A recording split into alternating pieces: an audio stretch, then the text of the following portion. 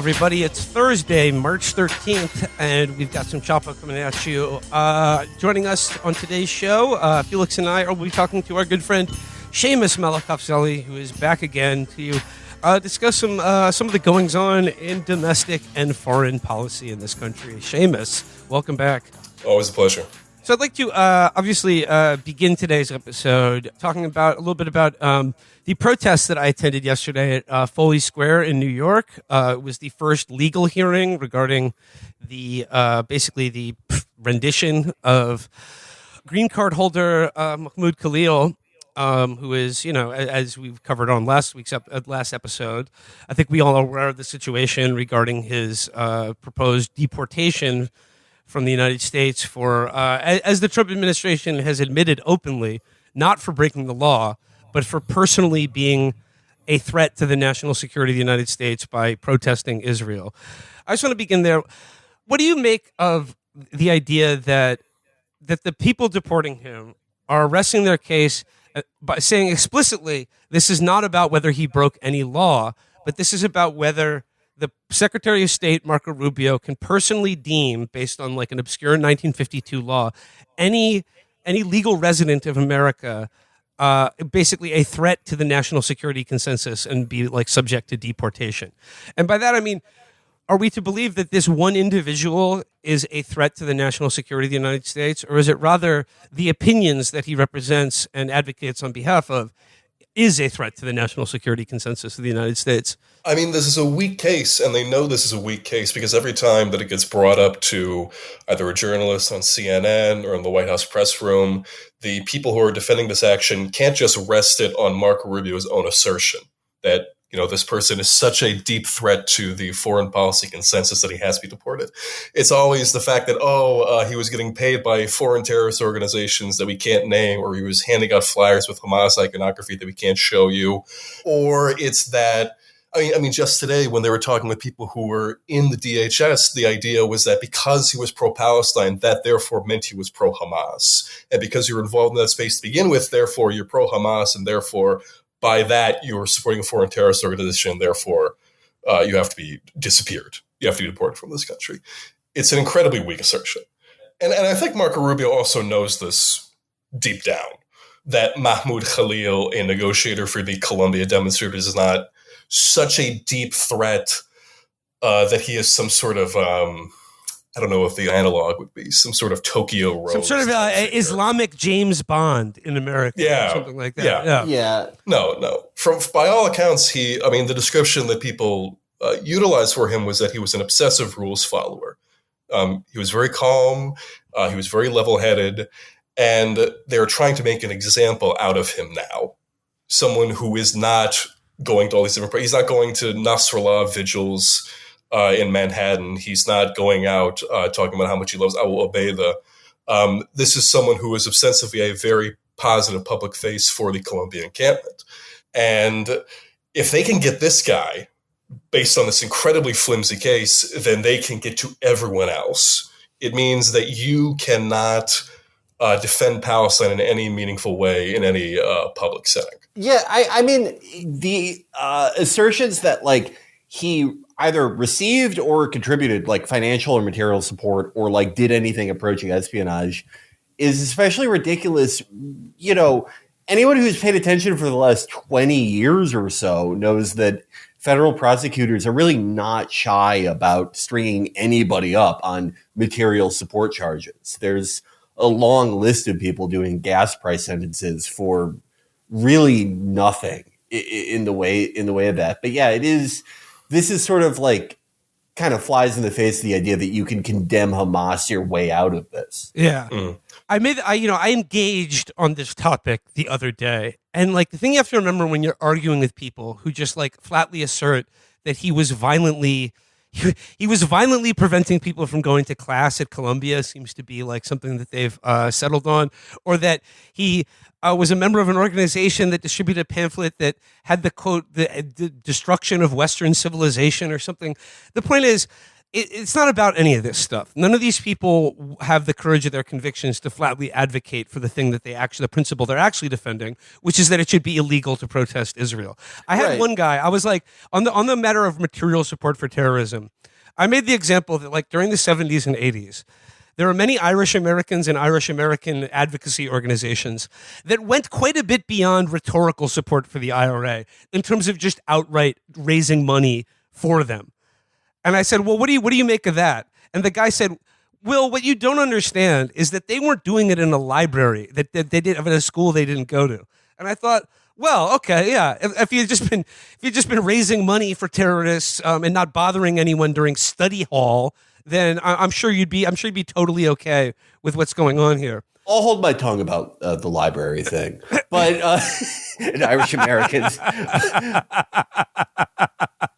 I want to make it clear that I'm not saying that Mahmoud Khalil was like a condemn Hamas guy at all. What I meant by that is if just the concept of protesting alone is enough to warrant this, then there is no clarification you can make. There's no carve out. There is no concession that will make it okay for these people. The fact that they have gone this far, I mean, in effect, this would be the most draconian, insane speech law anywhere in the fucking Western world. This was all these people, love talking about those cases where the bobbies show up to your house in the UK if you post Groyper, not even Groyper, Pepe. Pepe will get you sent to Longkesh. But we have to stand behind the men behind the wire. Yeah, is it like this is more insane than any of those? Because to say nothing about Khalil's political convictions, his actual conduct and his adherence to the law is beyond question. And additionally, it moves I hate to use this phrase, but it moves the Overton window on the discussion of this further to the right. I mean, you've seen all of these Democratic politicians, Chuck Schumer, Andrew Cuomo, Hakeem Jeffries. They have to precede their condemnations of his deportation proceedings with 2 or 3 paragraphs talking about how much they despise this fucking guy, how much he represents what's evil in America, that he represents, everything that's wrong with how Jews are treated in this country. And then they say, well, if he can't charge with anything, then he got to let him go. They're purely reduced to talking about the technicalities of the argument. Yeah, Séamus, and you made a really good point about this, that I have seen some liberal figures and politicians make decent statements about this, that are commensurate with the facts and the moral issue, the moral and political issue at stake here. But in terms of the leadership of the Democratic Party, Chuck Schumer, Andrew Cuomo, Hakeem Jeffries, the point you made, Séamus, is that they need to make it like a free speech issue in the sense that we all find David Duke repellent, but the First Amendment protects even the most repellent, vile speech. And this is just they just expect you that to just sort of glaze over your mind, to just be like, oh yeah, he was calling for all Jews to go to the gas chamber or something like that. When in actuality, this was someone who was the definition of as you said, a thoughtful and considerate political advocate. And this idea that he was that we simply must defend even the abhorrent speech of someone like Mahmoud Khalil is, I think, very telling. And it runs you into this trap wherein, Mahmoud Khalil is this evil fucking guy somehow. But then when you talk about other Palestine protesters who are inevitably going to get wrapped up in this, they're going to attempt this again, obviously. Those sorts of defenses are not going to rise to the occasion. You're just going to dismiss them. You're not going to put up this kind of fight if you're already preceding it with all of these qualifications. You're setting yourself up to fail. But if you're a Democrat, obviously, then you want all these things to fail. This is something that you don't fundamentally care about. Situation's dire. I know it's really dire, and I think a very important point that I'd like to make here, and this is, one that was reinforced at the protest at Foley Square that I attended the other day, with about 1,000 other New Yorkers who came out in front of the New York courthouse to hear from his lawyers as they exited. His lawyers, by the way, still hadn't even talked to him at that point.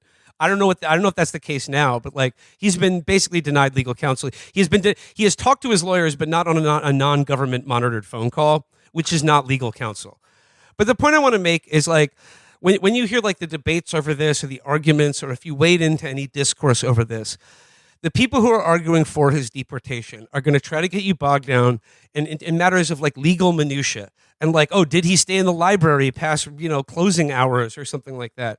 And I think the point that everyone needs to remember here is that this is a case, this is not at all about what is legal or illegal. This is not about the law, because the law is on his side. This is about power.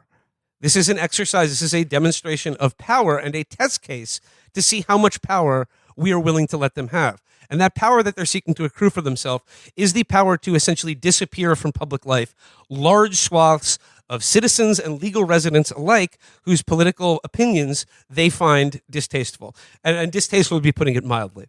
No, and right now, Beitar, the people who apparently helped supply his name to the people who could deport him. I mean, they're talking about going after what you said, naturalized citizens now. I'm sure they will make attempts to go after born citizens who have foreign backgrounds. When Marco Rubio is basing the centrality of his argument on placing yourself in contrast to American foreign policy, the net that is spreading is so wide, it is so expansive, that it will come after you, it'll come after your parents, it'll come after your friends. Because that doesn't have to just mean Palestine. It can mean being against a future war with Iran. It can mean being against simply giving weapons to Israel outside of the context of an active war. It can mean anything that America wants it to eventually become. This is the canary in the coal mine, as it were. What is happening now will apply to a ton of future situations if it is allowed to occur. Well, this gets to another thing, is that like the current situation surrounding the suppression of free speech on the issue of Palestine, like, has been compared to like Red Scares in the past. And it's reaching a level of hysteria and danger that I think we all feel. And like, or at least one doesn't really even have to compare it to things in the past to understand the gravity of the present moment.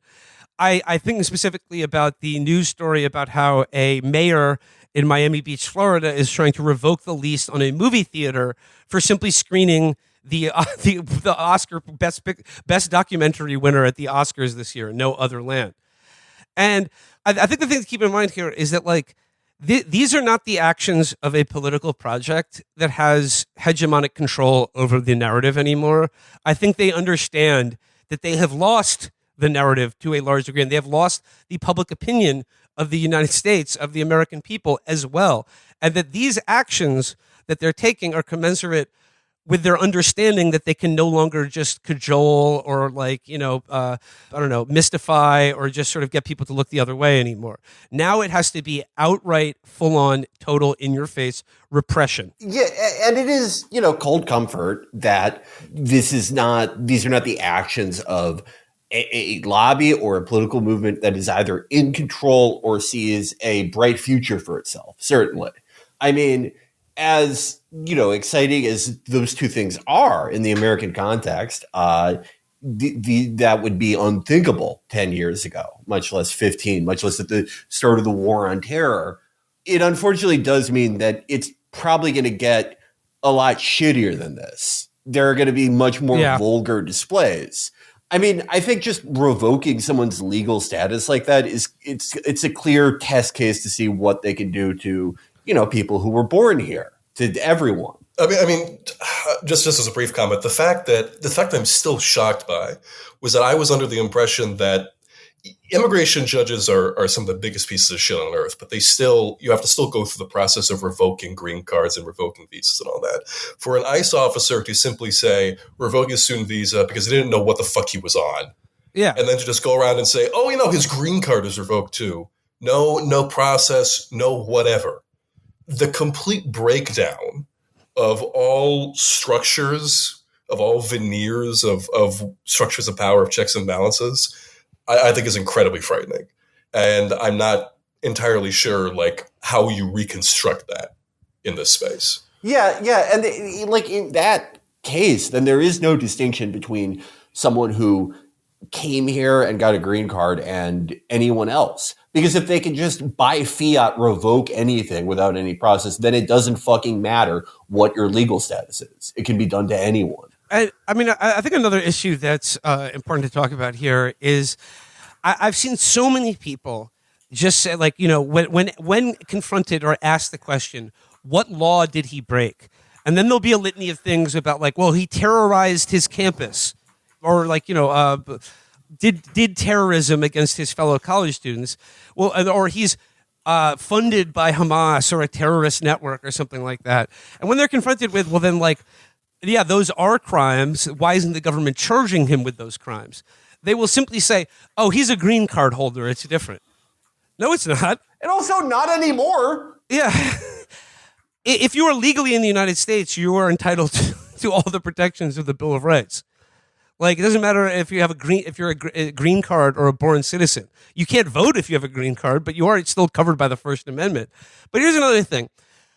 In all of the condemnations of him, that he celebrated October 7th, or he supports Hamas, he advocates for the destruction of Israel.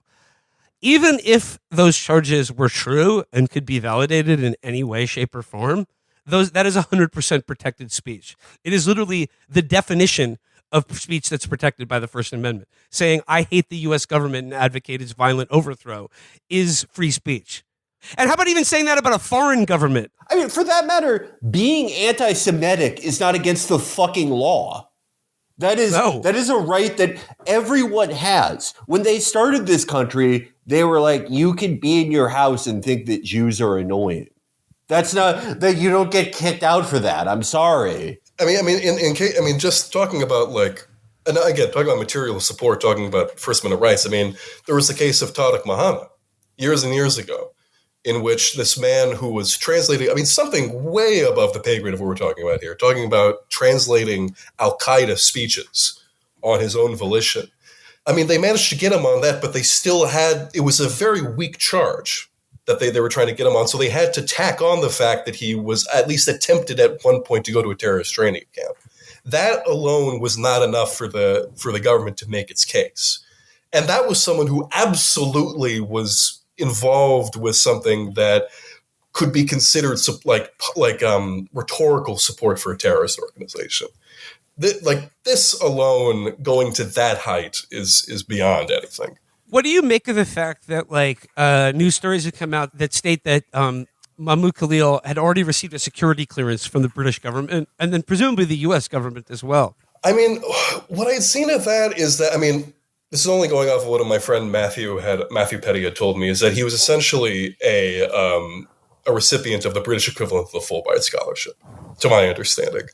But even then, like, he got that kind of clearance, not only from Britain, but also from the U.S. clearly, in order to come into this country.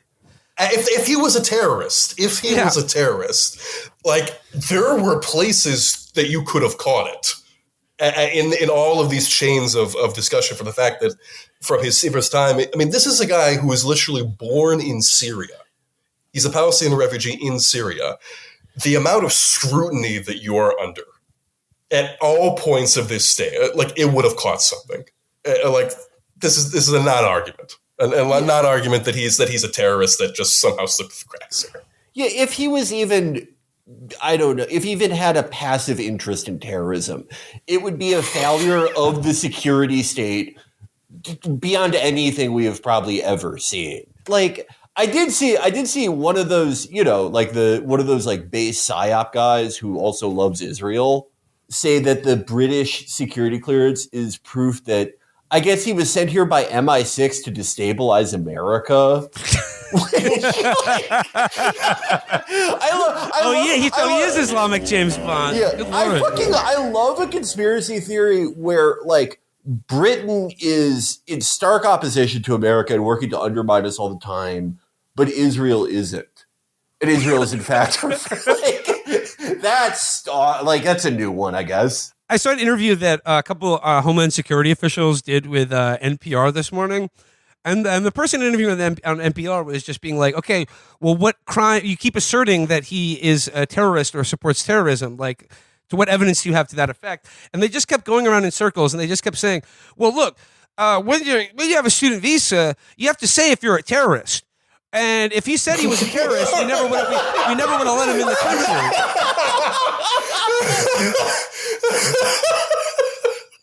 I mean, I do remember when you enter the country, they do say, like, are you a bigamist? Are you a member of the Communist Party? Shit. I guess, yeah. Fuck, he lied. Shit. That reminds me of like when we were going to the UK, and I was looking at the British Customs website because I think it was like a vape related thing. I wanted to see if I was allowed to bring jewels or something. And one of the things I saw on the customs website was like, do not bring child pornography.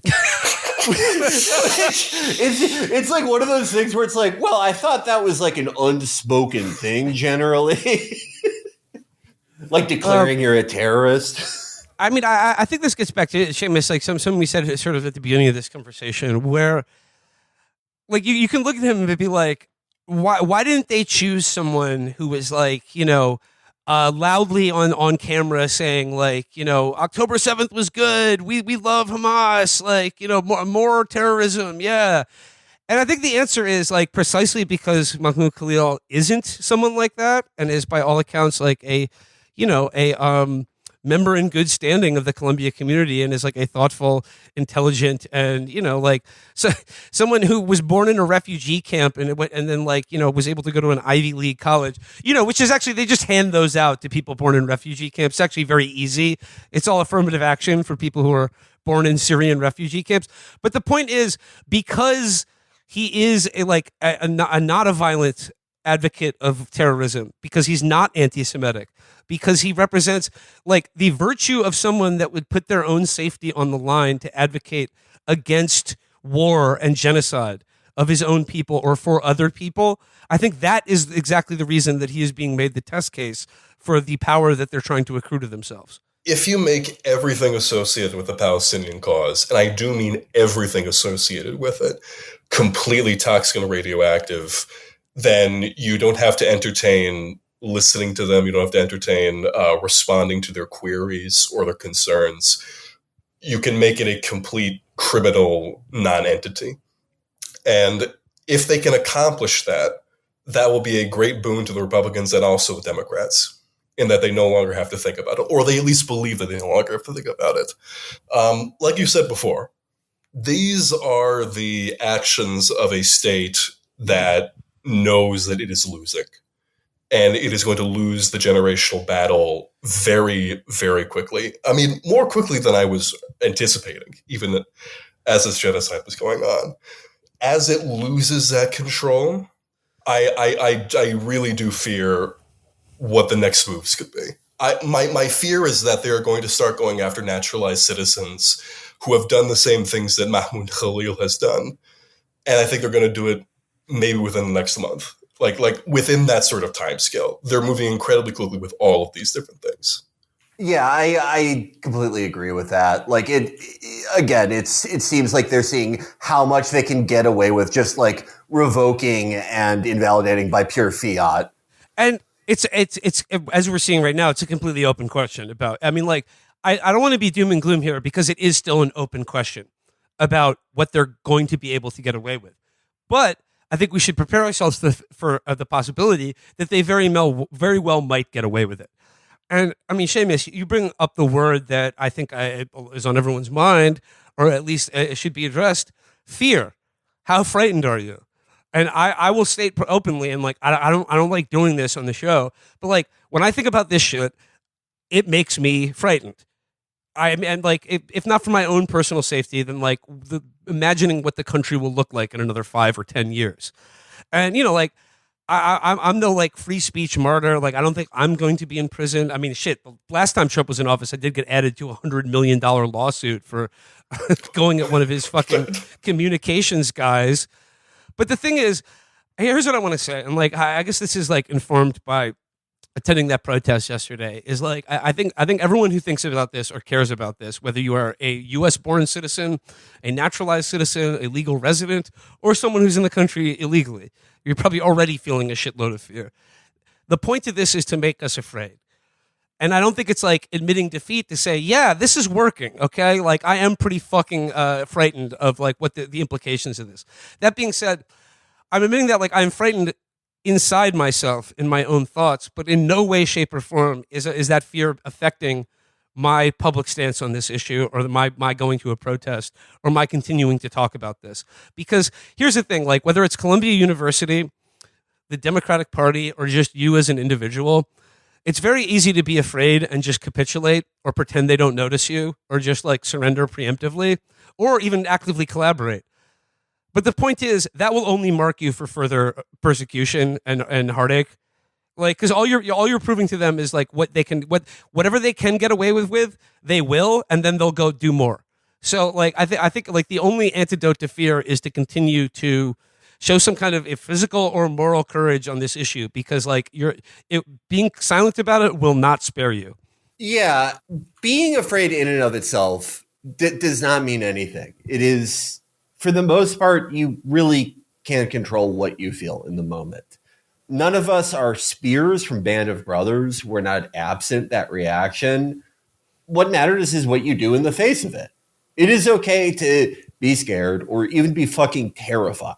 But as Will pointed out, no matter what you do, whether you try to acquiesce to whatever demand, whether you try to change your speech to adhere to whatever standards you think are being put in front of you, or just stay silent, the bad thing has already happened, and they will do worse. And when you look back on your life, you are going to regret the choices you did not make more than anything.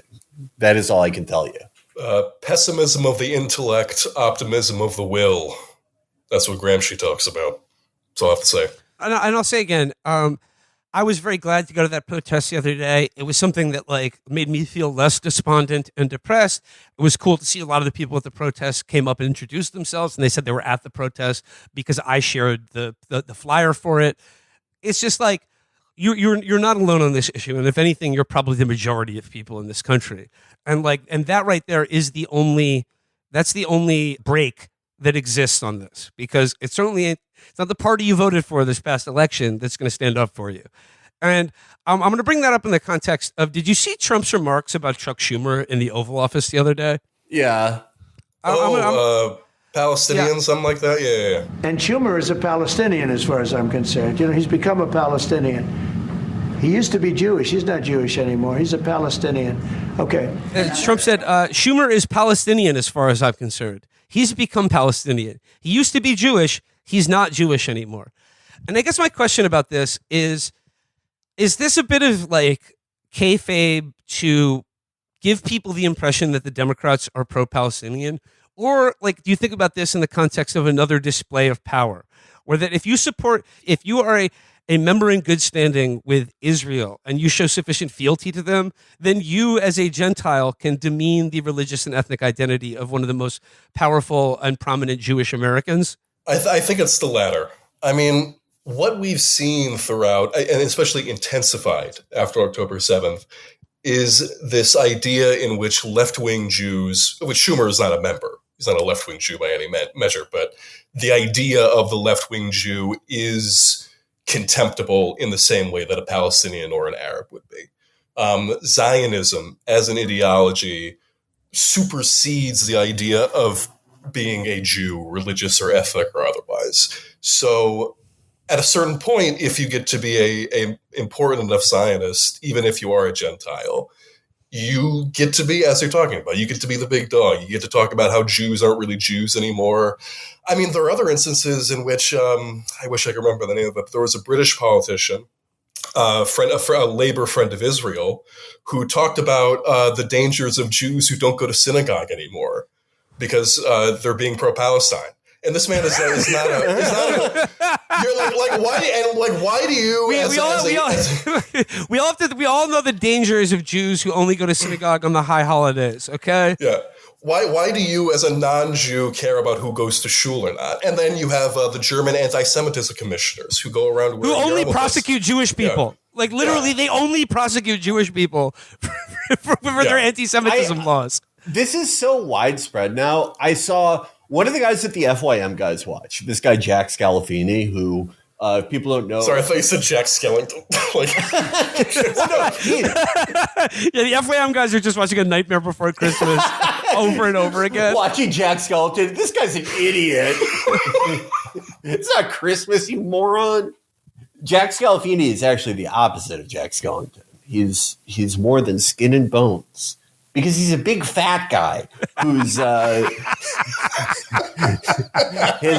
his output is he's a sort of like cooking channel, and he's like, I do keto recipes like tater tots with bacon and cheese on them. I don't know how that's keto. I don't know what keto is.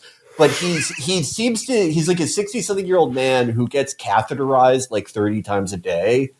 And he's like obviously a Trump guy.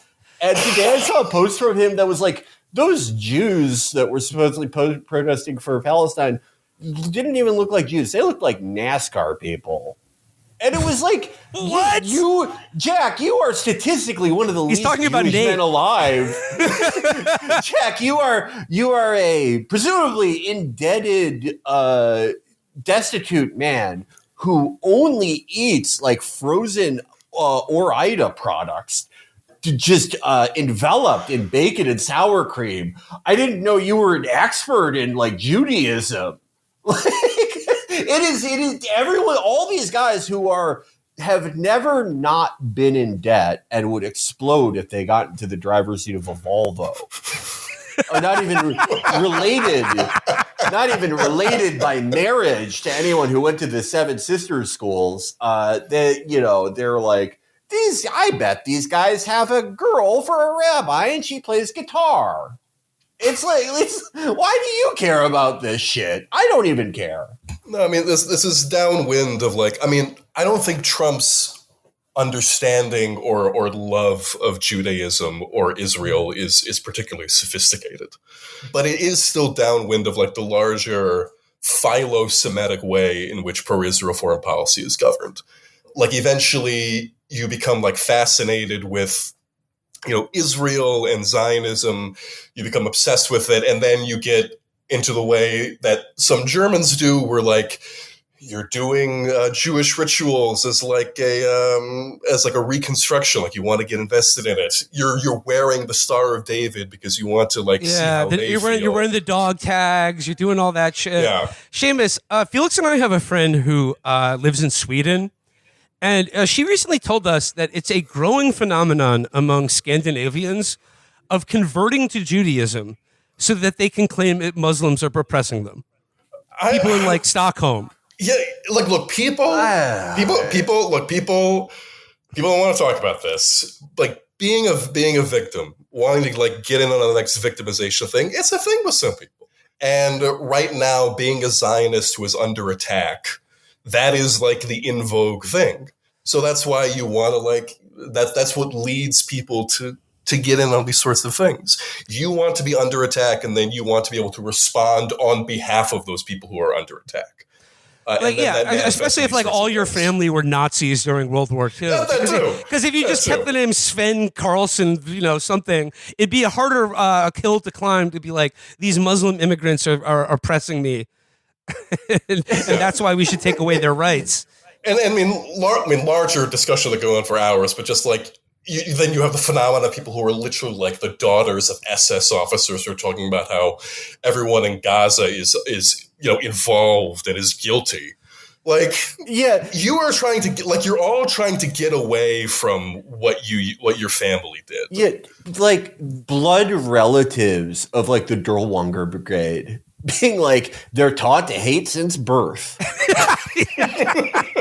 It's like how the fuck leave it to fucking Germans to find a way to make being a Zionist like more annoying than it already was. Actually, like speaking of the Trump administration, I think like on our first episode this week, we talked about how there's this weird like a lot of Trump's policies, like his economic policy, his foreign policy, that there is this weird schism in the Trump White House, or at least there appeared to be, on how they were approaching negotiations over the Israel-Gaza ceasefire. And I was going to say, like, there did appear to be this schism, but no more, because like the guy who was the lead negotiator who did direct talks with Hamas and then went on American TV on CNN and said, quote, "America is not an agent of Israel," has been dismissed. And then there was another guy who was up for a position under Tulsi Gabbard, who was he was like certainly a conservative, definitely a right-wing guy, but a critic of Israel and a critic of the idea that the United States needs to go to war with Iran. He's been shit-canned as well. So, like, what do we make of what used to be a schism in the Trump White House, at least on this issue, at least a very minor schism, now being what appears to be completely sanded over? I mean, that minor schism, I think, is something that's created something out of something that is particular to Trump, in that he is obsessed more than anything with that base property of himself, which is getting deals done, right? You'll get the deal done with North Korea. We'll bring Kim Jong-il. I could easily see a future scenario in which he's like, oh, yeah, we brought Hamas to the table. We forced them to get here. We made a brilliant deal with Hamas and Israel, and so on and so forth. But there is only so far in which that can go, and Israel seems to be the threshold in which that cannot go over. So it doesn't matter if it's Kushner's roommate doing the negotiations. If he goes out and he talks to the Hamas guys and he finds out they're human beings, he's got to fucking go. The people inside the administration are going to make that happen. It doesn't matter. And Tulsi Gabbard, I'm not entirely sure that's much of an aberration, at least in her department. She's always been a fucking... I mean, I don't know what her beliefs are, but any beliefs that she once had, crazy or not, she's abandons and adopts at will. She is a Hindu nationalist that at one point decided that Bernie was like on the way up. Like that's basically it. She's gone very far in politics for someone with severe and crippling social anxiety. Like what a weird choice of career for her. What a weird person. Well, she's got the rogue hair, so she's got that going for her. That can take anyone she touches, she picks up their opinions. That's what happened to her life.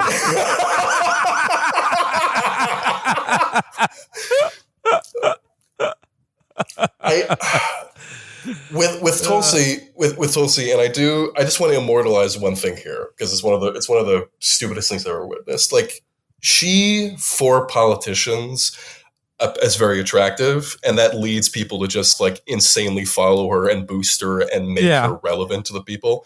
Like, I had somebody I knew in middle school reach out to me a couple years ago, and he was a total Tulsi freak now, to the point where Tulsi signed his arm at a campaign event, and the next day he got it tattooed on his arm. Bro, like, no, you are fucking insane. If you have a support base like that, you will go very far, even if otherwise you've got nothing going on. Well, Séamus, to move on from like the domestic area, I mean, like the other like big thing on the foreign policy realm that I think is worth talking about this week is both the expansion of Israel's attacks on Syria and their occupation of Syria, but like some truly horrific revelations over the weekend of like massacres of Alawites in Syria. I mean, like, I think the death toll from the weekend is like well over 1,000. It's probably much higher than that. But like, we've seen videos, if you're unlucky enough to come across it, of just mass executions, just men, women, and children being shot to death. When the Assad government collapsed, and we had Derek on to talk about this, this was the open question about like, is this going to happen? Séamus, is it fair to say now that like this is happening? Yes. Yeah. And it's worse than I initially anticipated. My original estimation was that this was something that was going to happen in a much more clandestine fashion, something that was going to be a terror to Alawites, but was something that was going to run under the radar. What has instead occurred is just one of the worst massacres of this war, like point blank period. Not only the scale of it, how many civilians were killed in the supposed insurgent crackdown, but the degree to which these atrocities were recorded by the assailants themselves and then published online. I mean, the majority of the videos that you're talking about, these horrible videos, they were recorded by the people who were doing the killing at the time. It's clearly shaken the Syrian government, but it has not shaken it in the way that you would hope or expect. They're mostly looking at it as a nuisance that they have to navigate. Yeah, I fear their response to this is just going to be, okay, we have to finish the job quicker. I mean, people have pointed out the commonality between Zionists and groups like HTS in that they obsessively document their own crimes, often against the orders of their more pragmatic commanders, like Jelani himself. The thing that fucking shocked and disgusted me was, I think I expected things like this to happen. Unfortunately, it was a thing that people warned about happening if someone like Jelani took over in Syria. But the methods and relish with which the HTS forces annihilated entire families, dragging people behind cars, is just kind of like a level of hatred and like pure titillation with torture that is just, only really rivaled by the IDF or the Third Reich. Yeah, after seeing also the EU put out that statement condemning the Alawites. The EU condemned the Alawite community in Syria? Yeah. For what? They did, what they essentially said was that they condemned the pro-Assad attacks that the Syrian government is dealing with, and then did not acknowledge in any real shape or form the massacres that followed it. Yeah, and that was just, I got a really sinking feeling when I saw that, because it's like they really have like no one in their corner. Like, who is going to fucking lift a finger for them in any way? No, I just like, I think about this in the context of the conversation we just had about what constitutes material or rhetorical support for groups that are designated terrorist organizations by the U.S. government.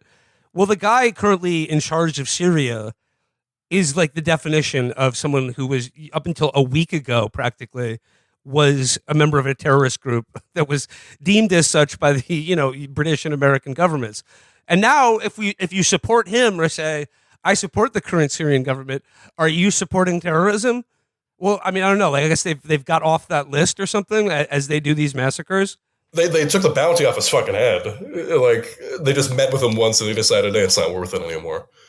All this stuff is spurious, yeah. This is another weird parallel between Israel and the current Syrian government. The Europeans that are not currently converting to Judaism so they can claim minority status, the remainder are, Syamus, you've probably seen this, a very weird type of European that I've noticed since like 2014. People who have like never left the Schengen zone, like white Belgians who call people like Rafida. Like, yeah. Jesus. Like there is this, it's not as widespread, I think, as like the Swedes who are converting to Judaism, but there is like a trend in the EU of like, people who live in like Belgium or someplace like that, or have no intention of leaving it, aren't even really Muslim, but have this insane sectarian hatred towards Shia, which is one of the most like, I know that like imperial life causes these incredibly weird types of things, but it is one of the most perverse things I've ever seen.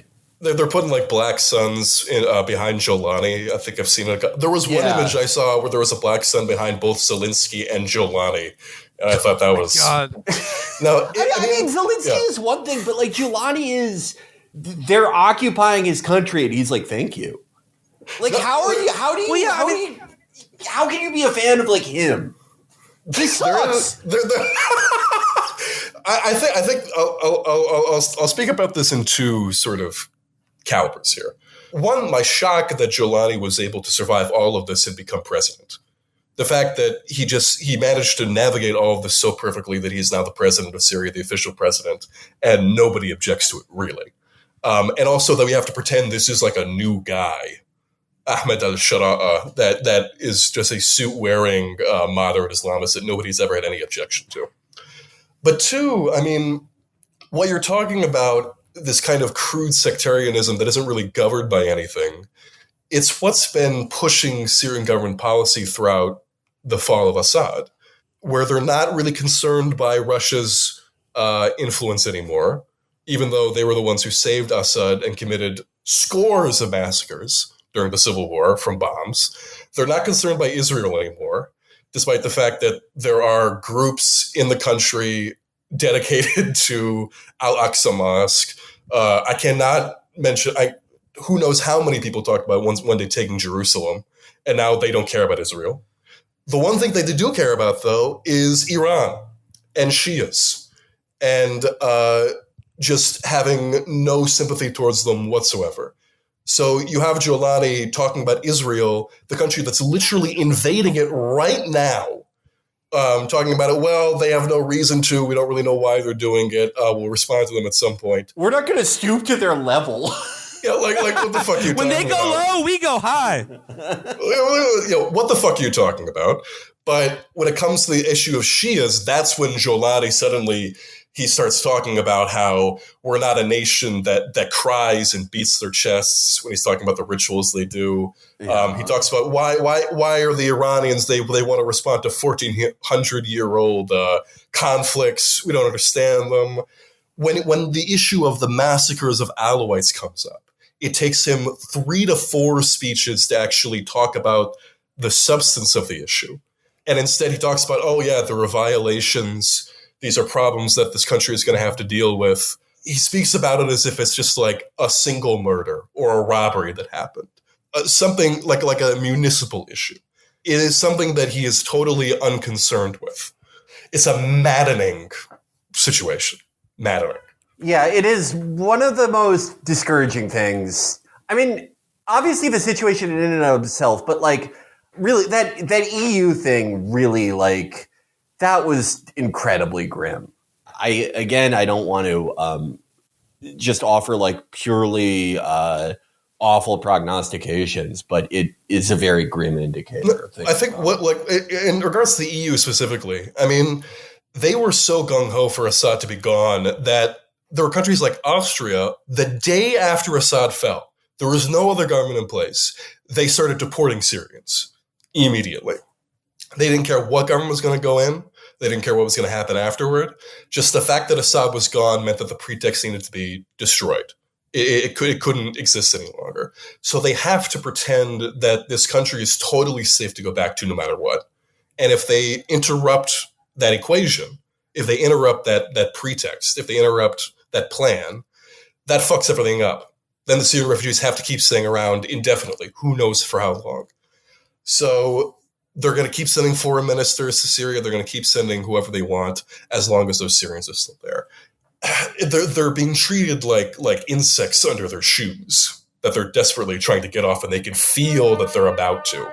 No, it's very discouraging. Yeah, really in the last like 3 or 4 years, European liberals have talked about Syrian migrants as like this problem that needs to be solved more than anything. Like just this shitty inconvenience that if not for them, we would be winning these elections and everything would be fine. That is really the most European thing I can think of, is denying a horrific ongoing massacre so you can feel better about deporting people. Because like even if they did acknowledge it, they would still fucking deport all these people. But it just has to maintain the appearance of propriety.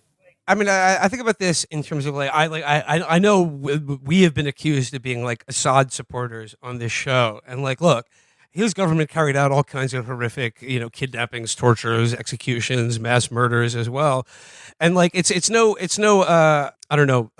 support for Assad to just simply say, I've seen this movie before, whether it's Saddam Hussein or Muammar Gaddafi, these people that like are supported by U.S. policy because they're dictators.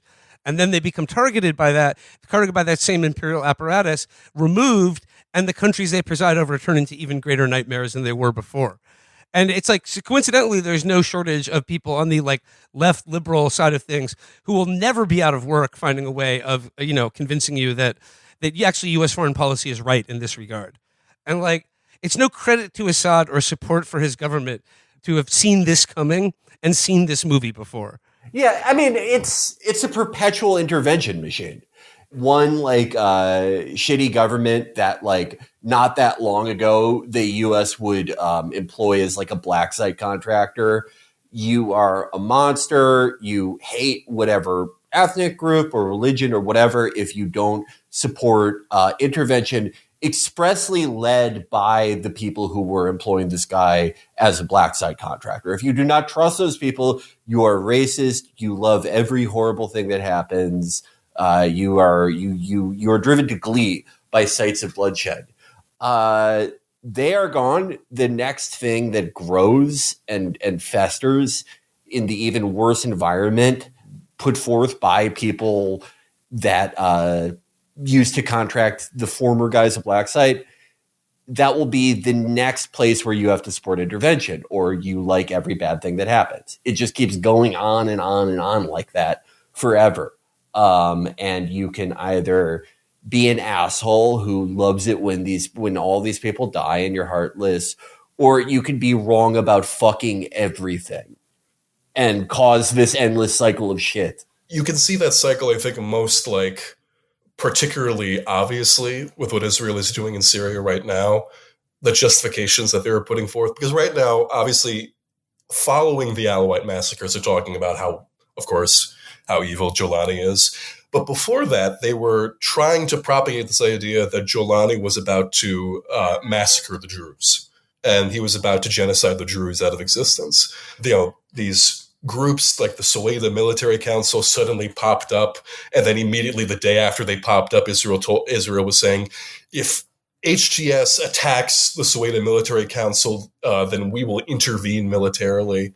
They're talking about demilitarizing the country so that the Druze can be protected. They're sending in aid trucks to aid. Oh, so they are sending it. They're sending aid trucks somewhere. Yeah, that's good to know. Yeah, no. They're trying. They even though these are people who have spent the last 2 years destroying an entire civilization, they still know that on certain people in the West, these narratives will work. So the Druze within Israel, they're sort of perceived as loyal Israeli citizens. Therefore, getting more into the country, unifying that territory, maybe potentially in the future, that's a great idea. And then they'll be protecting ethnic minorities which are under threat. It's a well-laid track here. The Syrian government is trying to head off that. They're trying to do agreements with Druze leaders. They're integrating the SDF. They're doing all these different things. But as long as they are unwilling to oppose Israel in any meaningful way, they're going to continue to get railroaded here. There's no way out of the equation that Israel has formed for them. It's bad. It's bad for the Jolani government on basically every front at the moment. Okay, I Felix, I don't think we have time to talk about UAE. Do you mind if I just bring it back to just two quick hits from back here in America? Just a little palate cleanser, because this episode was extremely grim. Yeah, no, go for it. I always like to talk about two things that happened domestically in this country this week that I would like to address on the show. The first is everything's computer. This is a different panel than I've had. Everything's computer. It's all computer. Everything's computer. The Tesla auto sales room on the White House lawn, I got to say, was, again, unfortunately, you do have to hand it to him. Over and over again, Trump just keeps creating these singular images and moments and turns of phrase that so perfectly capture what modern America actually is that it's like a perfect diamond bullet fired into my head. It's like Apocalypse Now. But is Tesla's stock price dropped 40% over the weekend? And then they had this auto showroom where it's they're fantastic cars. And then he gets in one and he goes, oh, wow, it's all computer. He hated it. Yeah, no, it is really not up his alley. That was incredible. I mean, have you seen that video of the first person I saw post it was Michael Hudson, where it's he's driving with Melania she's recording it. She's in the back seat and Barron is in the front seat with him. This is 2013. And he's listening to the song Blank Space by Taylor Swift. Yep. One of the most surreal, dreamlike videos I've ever seen. I love. I couldn't even believe he was behind the wheel of a car. That's what, that is the most dreamlike aspect of it. Yeah. But it's it's like a Rolls Royce, and you could tell he just hates all the touch screens, the way that everything's a little higher, a little lower, the hardness of the seats. He hated the shit out of it, but this was obviously one of those things where, mathematically about like a third or a fourth of people who love Trump hate Elon. If you just look at their respective approval numbers, and I guess this was this was them trying to cut the Gordian knot here. A third of people that love me think you are the most annoying piece of shit ever. Why don't I say your car is great? Well, it turns out your car sucks, but it's computer. It's computer. And I bring this up because, look, I'm guilty of this. Like, my initial instinct on this is that Trump is going to get sick of Elon in about a week's time. I mean, like, I got to say, I have to eat a little crow on that one, because if he's willing to put up with this shit and just let another rich guy big dick him like that and like turn him into like a crazy Eddie. Crazy Eddie, his prices are insane. What can I do to put you in this Tesla today? I don't know. Well, I gotta talk to my boss, but he never done this before. But he's willing to knock 10% off that True Coat.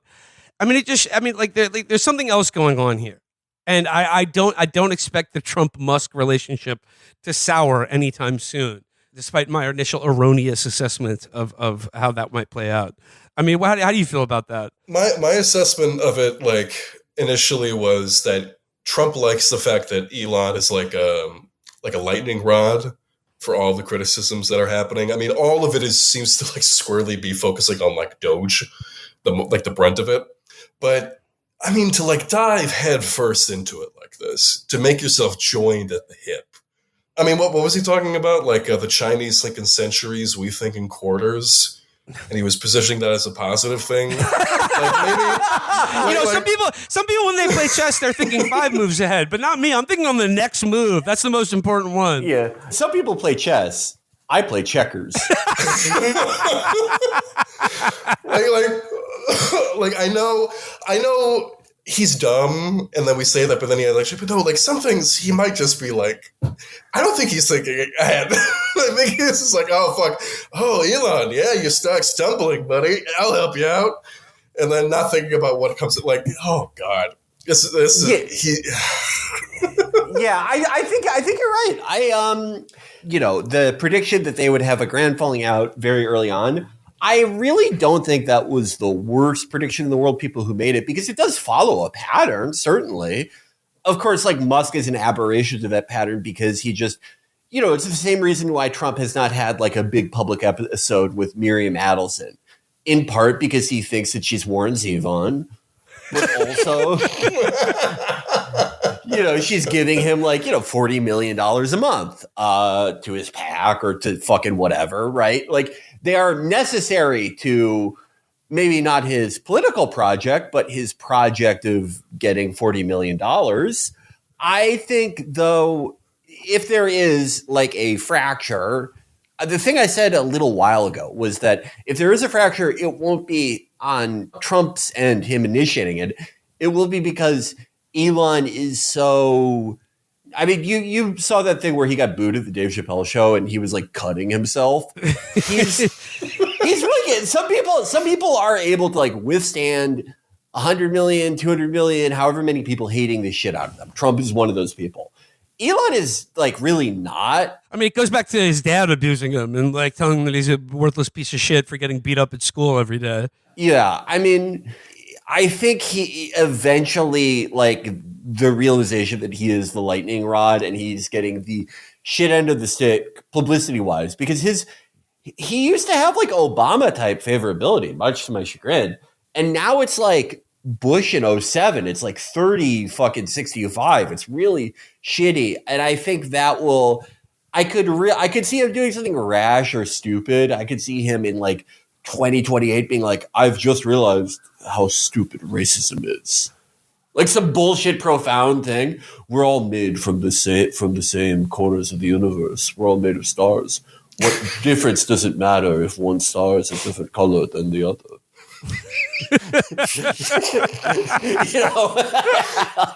Something repellent like that. Yeah, we're all from Africa. We're all from Africa by way of the universe. They call him Brother Elon. something like truly gross like that, where it's like, I condemn Trump. Because he's done it before. He was on Trump's business council, and then he was like, after getting yelled at, I've realized that he's bad. Back when he was woke, like not that long ago. So I think look forward to that when he does that. And one of the only J6 pardon people who is not returned to prison for killing a cop or abducting a child will blow him up. And that is my prediction. All right, and the final thing I want to talk about, like, I mean, like this pairs so nicely with it because it's like I'm thinking about like in a bad like comic book about like a dystopian future that was written in the 90s that was like really heavy-handed, really leaden, you know, where it's just like America's a dystopian nightmare, like, you know, like a cyberpunk hacker, Ajax Milktop, is, you know, bringing it down from the inside. So it's like in that version, like the White House is just a car dealership. Like, what is America? Giant car dealership. What's the other really like ham-fisted like dystopian satire that you could like paint about the world 2025 in the year 1992? What is America as well? Burger.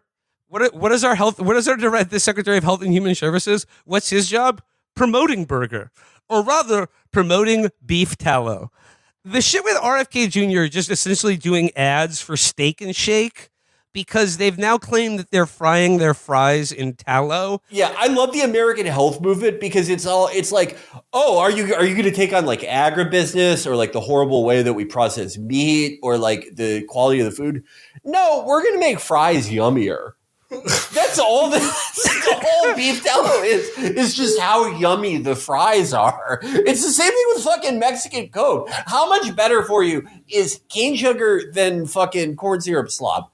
You know, it's probably like tastes better. It tastes better, and it's, you know, on a long enough timeline, it's probably better to have the real thing. But you're still not supposed to like drink it every fucking day. I've been drinking 5 Mexican Cokes a day, and I'm doing fine. Wait. Hold on. So the fast food companies were making fries less yummy for no reason? Yeah. And we're supposed to be supporting that? Well, I mean, the reason is because it's cheaper to use seed oils. Of course. I'm sorry, I don't know how the Steak and Shake business runs. I'm pretty sure Steak and Shake gets the fries delivered frozen, pre-fried in seed oil, and then they just reheat them in the fryers with tallow in it. Yeah, that is more than likely what's happening. But it is like, I remember seeing people who were like, you know, I think some of our stuff is stupid, but it's good that someone's talking about health. And it's like, yeah, that's telling people to eat burger and fries. Yeah, he's literally. He said it was good if everyone got measles. He's like in his capacity as a cabinet secretary for Health and Human Services. His announcement is, guess what, everyone? Fries taste better now. Like, fucking crap. You're right, Will. This is so much like a seat, like a not an A-tier anus like Preacher, but like one that no one remembers, where it has my favorite convention of 90s graphic novels. A fat guy sarcastically reciting the Pledge of Allegiance while smoking a cigar that he lit with money. Except instead of George Washington on the dollar bill, it's Mickey Mouse. Yeah. Oh, yeah. And the Pledge of Allegiance is like, I pledge allegiance to the United Shareholders of Corporations. Yeah. I'm right. I feel like we should write this comic. This is such a good idea. Yeah. Oh, I love stuff like that. That's like my favorite genre of stuff. Is things from 1993 like that, where it's like I love that we can hear the ice cream man in the background of this. There is this fucking ice cream truck that goes by my street 5 times a day. It's 45 degrees outside. Yeah, but it was 60 degrees yesterday. So. No, I don't know. Whatever. Get your beef tallow, frozen beef tallow. That type of like Gen X stuff where it's like the protagonist sees like a Nike billboard and then he just writes like "fuck you" on it. Like that's I don't even know what you call that genre because it's so specific to like a 3-year period of the 90s. But it's my favorite thing. Well, we're living it. Enos core. Enos core, yeah, exactly. Yeah. This is a a politically confusing day for me as a long-term enjoyer and defender of Steak and Shake. That was my go-to late-night burger place in Cincinnati. So this is my own personal, I'll still keep eating that garbage. I've never had it. Is it any good? I thought it was pretty good. Good shakes. Steak and Shake decent is burger. good. Yeah. It is good. And the one bad experience I ever had there, it wasn't really their, I mean, it was their fault because they didn't hire enough servers, but like it was just packed. I was with my family in Ohio for some reason. I don't know why. Maybe we were banished there or something. Maybe you and I were at the same really Steak and Shake for some reason years ago. Yeah. It took like 120 minutes for them to like get to our table, and it really upset me as like an 8-year-old. But they did as like a consolation because our server felt bad about it. She left the syrup dispenser at our table. Yeah. There, in my hometown in Illinois, I remember outside of the Steak and Shake, there was for some reason a bronze statue of Roger Ebert. I don't remember what it was for, but it was directly related to the fact that it was a Steak and Shake. All right, let's end it there today, boys. That was a good one, Séamus. Thank you so much for hanging out. Always a joy to talk to you. Appreciate All it. right. Do you have anything to plug or share at the end of today's episode? Nope. Keep going to see EFIS as it comes to you. See EFIS. See EFIS. Citizen, report for EFIS. Can we donate to a Trump PAC and get him to like plug EFIS? Probably a little too rich for our blood, but you know. Okay. Let's do we'll kill two birds at once. We'll do that thing where we say we're a minority-owned business because I'm Jewish, because that's a new rule with the Commerce Department. Remember? Yeah. We'll get a loan for like I don't know. We have to like get his attention. Let's get a loan for $40 million from the government. And then donate it to the government? We'll donate it to like, the Saving America, whatever fucking PAC. And then he'll like do a video where he's like, it's a classic movie that everyone loves. Reminds you of indie comedies from the 90s. Like Dirty Work, but not as mean. The 2-disc special edition. I don't even really try to do an impression of him. I'm not good. All my impressions are like the same 3 voices, but I like his random pitch shifting. It's always really funny to me. Great movies like Sunset Boulevard and EFIS. I think he would compare it to like an unexpected. He'd be like, everyone remembers Bowfinger, mid-budget comedies of the 90s that were big on laughs. And some say ahead of their time. Some say it's as funny as Robin Hood, Men in Tights. I watched that movie like 800 times as a kid. Starring the great Dave Chappelle. Gary Elway. And the guy from The Princess Bride. Oh, he's very funny.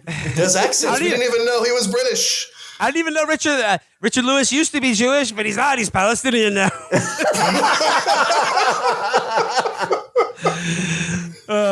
All right. I said I would move swiftly, but here I am. Cheers, everybody. Talk to you soon.